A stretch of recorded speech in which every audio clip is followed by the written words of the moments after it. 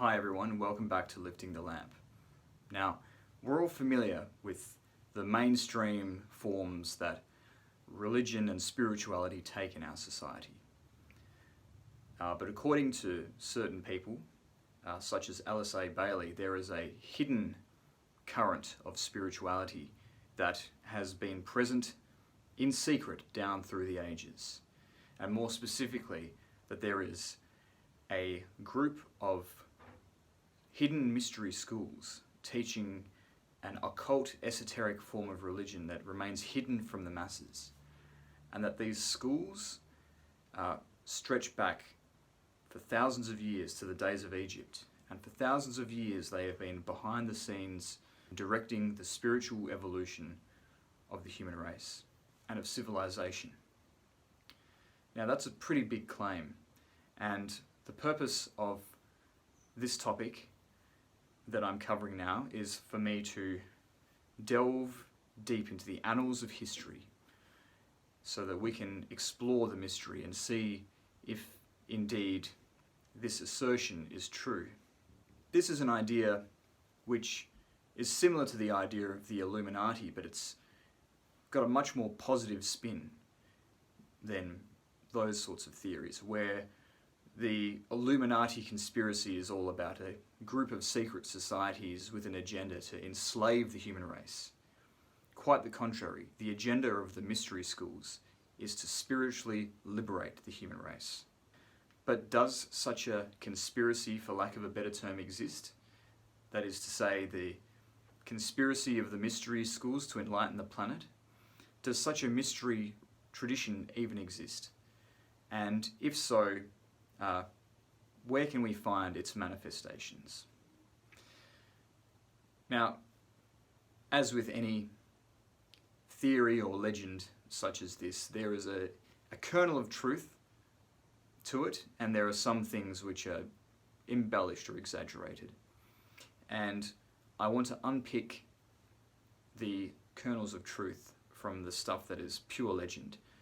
There are real esoteric groups that exist today and have existed historically, which have transmitted a mystery tradition, have transmitted esoteric religion in secret where necessary.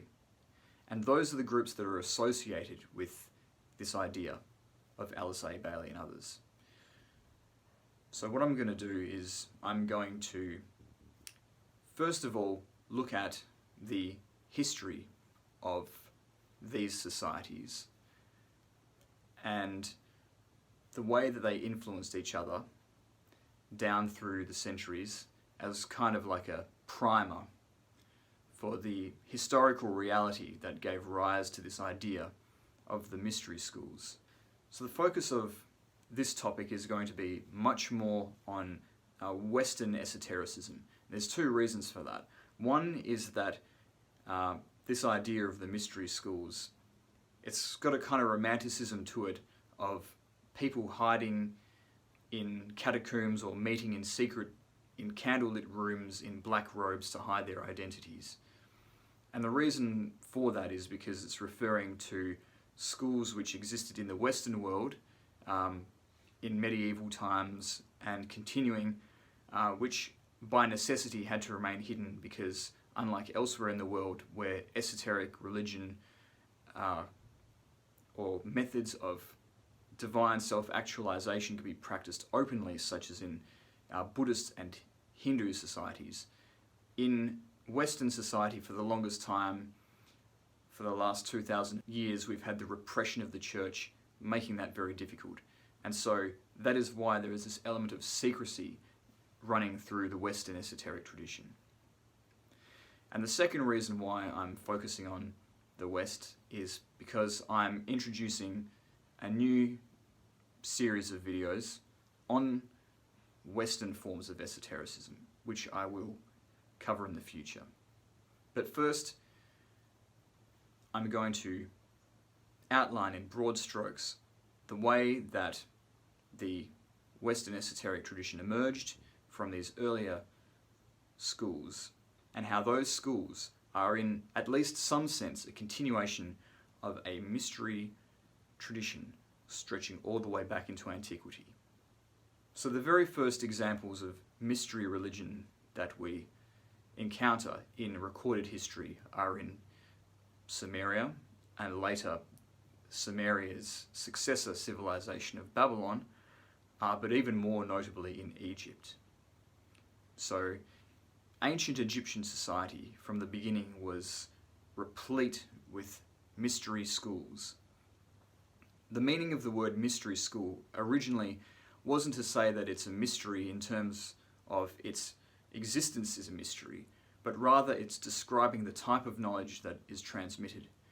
Knowledge that is a mystery is knowledge that goes beyond the rational mind, that is communicated in symbol and has a sort of transcendent spiritual meaning to it. A modern example of that would be the mystery of the Holy Trinity, although not all mysteries defy logic quite as much as that mystery does.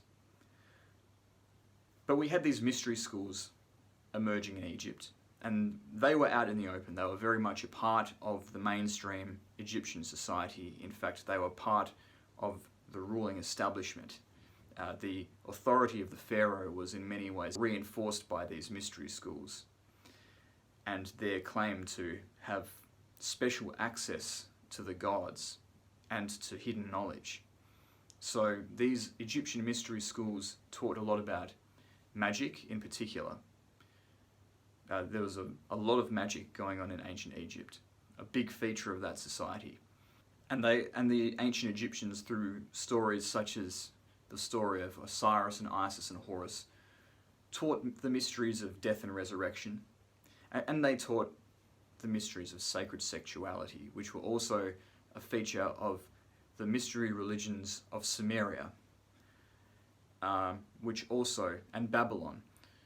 And the mystery religions of Sumeria and Babylon also centered around the mysteries of death and resurrection, as in Egypt. And there was a lot of cross-pollination between Babylon and Egypt.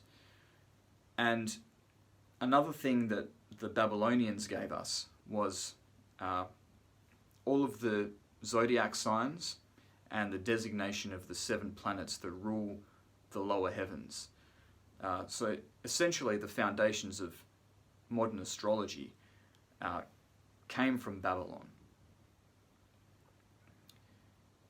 And so in the form of these mystery teachings about life and death, about the movements of the stars and the planets in the heavens, and the use of magic to try and manifest things in the world using spiritual means, we see the foundations being laid for the later teachings of esoteric schools thousands of years down the track, and this knowledge being transmitted to those who were found worthy. And the transmission of this knowledge, particularly from Egypt to other parts of the world, occurred in 2 places that are noteworthy in ancient history. One is in the establishment of the ancient kingdom of Israel. Now, if you look carefully at the details in the book of Exodus, you will notice an Egyptian influence, and what's more, influence of what was taught by many of the esoteric schools of Egypt.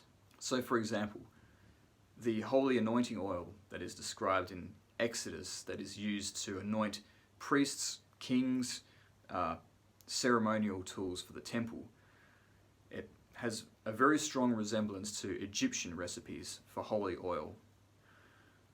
The 10 Commandments very closely resemble the negative confessions that are given in the Egyptian Book of the Dead, although they're not exactly the same. And of course, the story of Moses itself contains some very tantalizing Easter eggs. Have you ever noticed how when Moses went to challenge Pharaoh and he performed all of his miracles before Pharaoh, that the court magicians of the Pharaoh could replicate exactly the same miracles? So that implies that the court magicians of Egypt and Moses, who we know was part of the ruling elite of Egypt, must have received this knowledge from the same source. And perhaps Moses, or the historical figure who Moses was based off, was indeed an initiate of the Egyptian mystery schools who then transmitted that knowledge to ancient Israel. So we see then an influence of Egypt on ancient Israelite religion, which will become very important to Western civilization and civilization as a whole, particularly the ideas around the temple as the physical representation of heaven on earth. Meanwhile, in classical Greece, we again saw a transmission of the ancient knowledge predominantly from Egypt to new schools.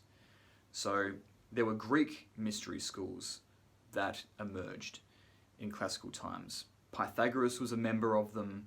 Socrates is associated with them. These were schools that taught sacred geometry, and these are schools that taught that we are each on an individual path of spiritual development to try and liberate ourselves spiritually, and to contact our higher genius, our guardian spirit or Gaiades. And these were schools which taught as well that there is an ideal world beyond the physical world, a sort of heavenly realm that we should aspire to.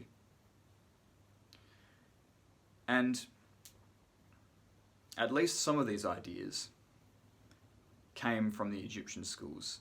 The sacred geometry teachings have very clear echoes of the Egyptian building of the pyramids and the considerations that went into that and the spiritual meaning behind that.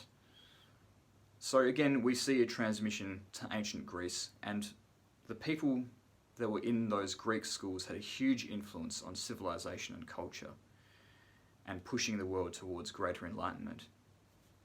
And then shortly after that came Alexander the Great, who conquered the old Persian Empire and its territories, and suddenly the Middle East was dominated by a Hellenistic culture. And as a result of that, the Israelites, who have by now become the Kingdom of Judea, are influenced by Hellenistic religion and the Hellenistic schools and the Hellenistic mysteries, Hellenistic meaning, from Greece. And that included a transmission of the mysteries of the dying and rising God that began in Sumeria and Egypt, but now took on Greek forms, such as in the myth of Dionysus and of Mithras. And that was beginning to find fertile soil in Judea. And meanwhile, the native Israelite religion was beginning to produce schools of its own in the form of the Essenes and the communities at Qumran, the communities that authored the Dead Sea Scrolls that were found later on. And out of this mix came John the Baptist, and after him, Jesus the Nazarene. And a new teaching was given.